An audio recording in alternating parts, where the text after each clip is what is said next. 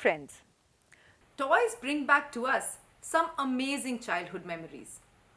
Childhood is totally incomplete without toys.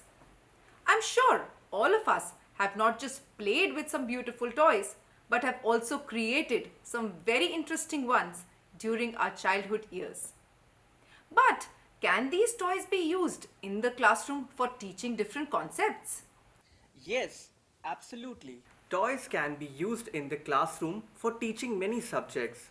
I myself have used toys like lattu, kites, and cup and ball in teaching concepts in my classroom.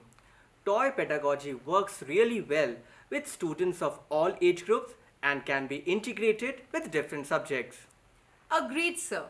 So today we will be discussing as to how we can integrate different toys and use them to teach different subjects at the secondary level. So let's begin with mathematics. Yes, you heard it right. A subject which many of us feel cannot be taught using toys because it's too difficult and complicated. We will be demonstrating a simple activity. Going down the memory lane, we all can recall the use of indigenous toys with which we have played, like lattu, kites, cup and ball.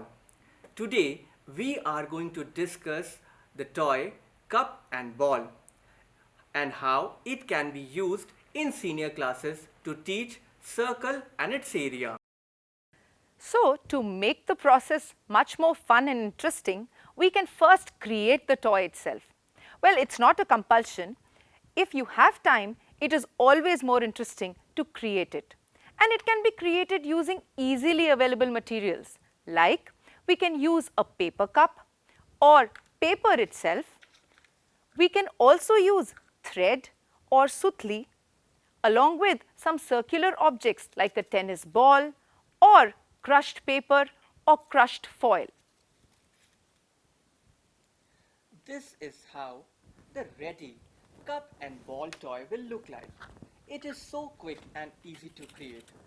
After creating the cup and ball toy, dip it into a paint or you can use it indigenous colors like neil, sindoor or you can dye chalk, pen, marker at the end of the ball. And after that you can create circular patterns on the ground or on a piece of paper. Once the circular pattern is created, then we will be using a transparency or a transparent object or any transparent surface and create a 1 centimeter by 1 centimeter grid over it.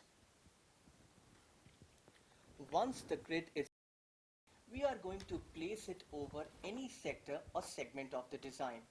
By observing the number of squares, we are going to approximately find the area. Well, this is one example. We can also use other toys, for example kite, and teach the concepts like quadrilaterals and its properties or area of quadrilateral. We can even use it to teach the use of Heron's formula in the class.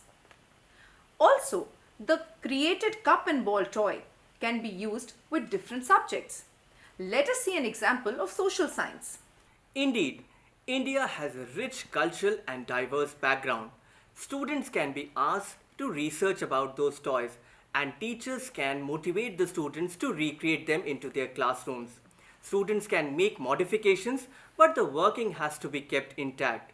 The material is an important aspect along with the cost effectiveness.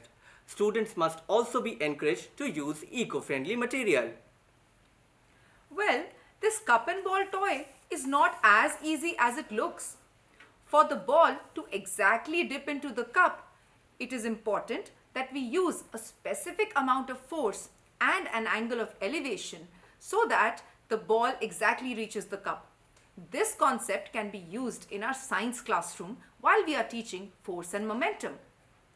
This was about science. Now let's talk about languages. The cup and ball toy can also be used effectively in a language classroom. We can use it to weave stories. A relay story activity can be conducted where students, each of them, concentrate on different elements of the toy and weave the story further. They may also assume the role of a cup and ball toy themselves and depict in the form of a monologue as to how the toy feels when the students of today's generation do not value it. Ma'am, I am really impressed by this idea. Thus, toy pedagogy is a bridge which is seamlessly integrating different subjects into the classroom for different age group of learners. It provides students with the opportunity to explore, problem solve, analyze, experiment, and present the new created product. Students thus are exposed to a holistic learning environment. We hope that you are going to use the ideas shared today and are going to make your classrooms fun-filled and interesting. Thank you.